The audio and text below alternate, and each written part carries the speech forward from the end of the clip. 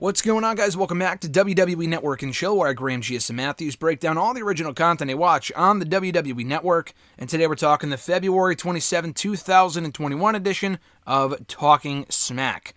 Another great episode as always, starting off with Paul Heyman telling Kayla Braxton that Daniel Bryan is not going to get his match against Roman Reigns until he does at Fastlane, as we found out at the end of this episode. It wasn't announced for Fastlane, but there was a match announced that got Bryan one step closer to earning said match against Roman at the pay-per-view if he wins his match next week. But I'll get to that at the end of this review. So the first guest they have on is Seth Rollins, who says that he's recovering nicely coming off the attack from Cesaro on SmackDown, where he was Cesaro swung into next week. He explains his actions, saying that he just wanted to be friends with Cesaro and that he didn't call him a loser. It was taken out of context on Twitter and whatnot.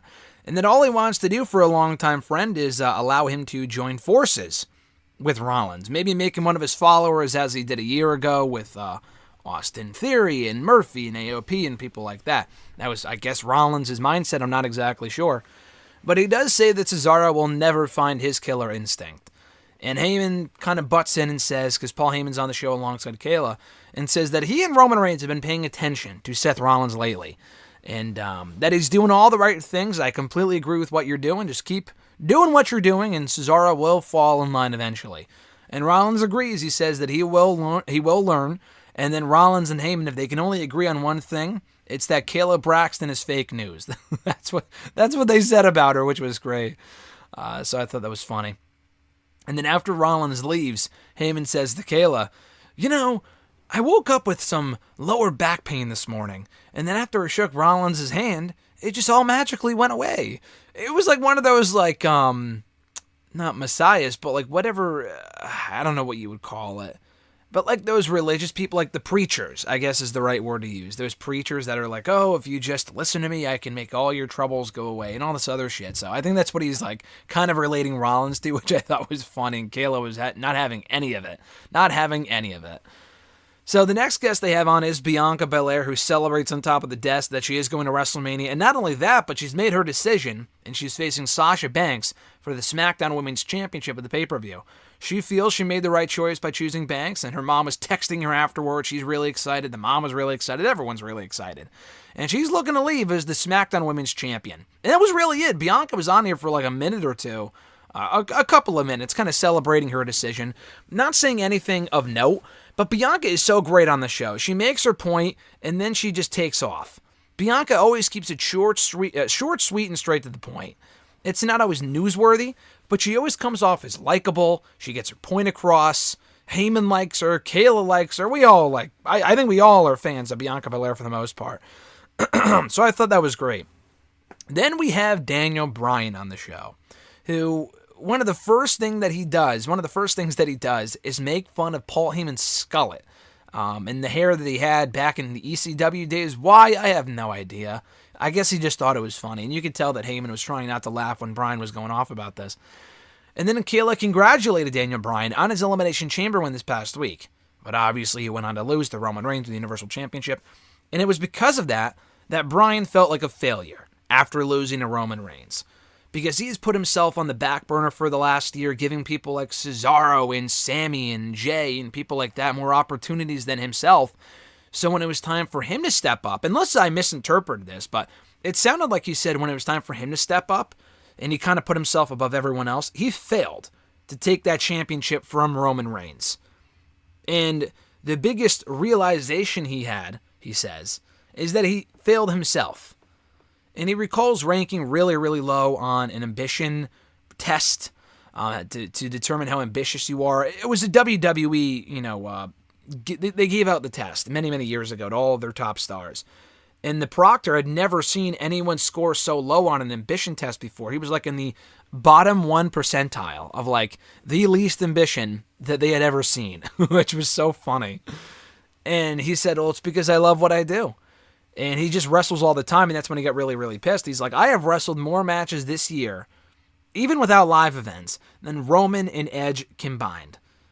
And that's probably a fact. Bryan has been in a bunch of... It's definitely a fact. He's wrestled Cesaro twice.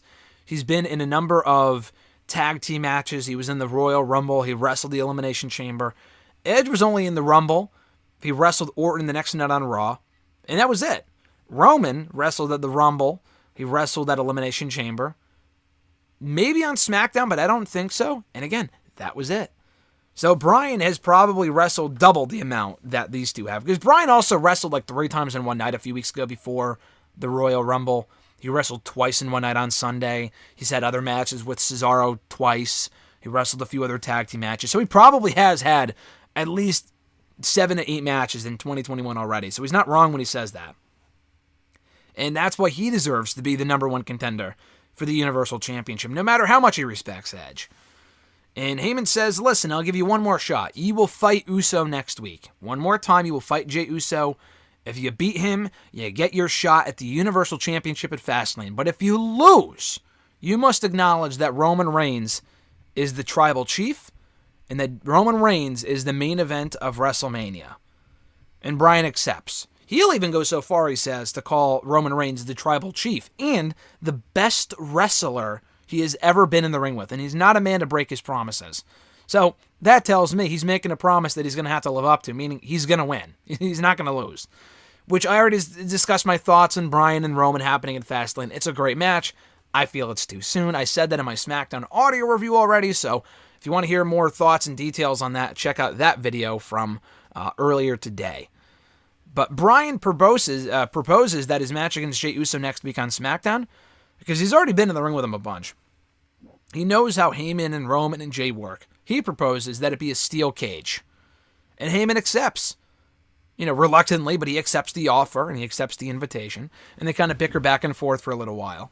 Because, Bryan was calling him a coward and all this other stuff. And then he says next week, Roman Reigns is going to have to call Bryan what he has known this entire time. And he even name drops CM Punk, interestingly enough, and Bryan doesn't care. He goes, he's going to have to call me what I've been calling myself well before CM Punk ever did. And that's the best wrestler in the world. And that was it. That was the end of the episode. So the stuff with Bryan and Heyman always fucking delivers. I wish we can get more of that back and forth on the show itself. Even though Bryan and Roman on SmackDown this week is very good, I think Bryan and Heyman would be even better. So, I thought Bianca was perfect for as long as she was on there for, and Rollins was entertaining too, furthering his feud with Cesaro. So a very good episode of Talking Smack this week, where all the guests were terrific. And I thoroughly enjoyed the episode. So check it out right now, Talking Smack for February 27, 2021. Be sure to like this video, drop a comment, share the video, and subscribe to the channel for more daily content, including exclusive interviews every single week. Already in 2021, we've had on Keith Lee, the new WWE Champion The Miz, Karrion Kross, Casey Catanzaro, Apollo Crews. We've had on Fandango, Roman Reigns, AJ Styles, Finn Balor, Ember Moon. The list goes on and on, man. We have another one coming up on Monday. So you're not going to want to miss that interview. It's going to be right before Raw. So it's probably going to go first thing in the morning at 8 a.m. So if you haven't already subscribed, please help me reach the 5,000 subscriber mark, assuming we haven't already by the time this video is up. And, I would greatly appreciate that. Again, hit that bell button to be notified every time a new video goes up, including the interviews. Usually they're up like the first thing in the morning at 8 a.m. So you have all day, all week to listen to it. But, they also kind of rerun on WrestleRant Radio as well. I forgot to mention Edge. How could I forget to mention Edge, the Royal Rumble winner? We had him on the podcast and on WrestleRant Radio, here on the channel and whatever, right after he won the Rumble. Literally like days later. So you never want to miss these exclusive interviews. You learn a lot. They're always awesome. The guests, I don't care about me, but, the wrestlers themselves are always fantastic. So appreciate you guys checking out the channel and these reviews as always. Have a great rest of your weekend. I'm Graham G.S. Matthews, and I'll catch your ass down the road.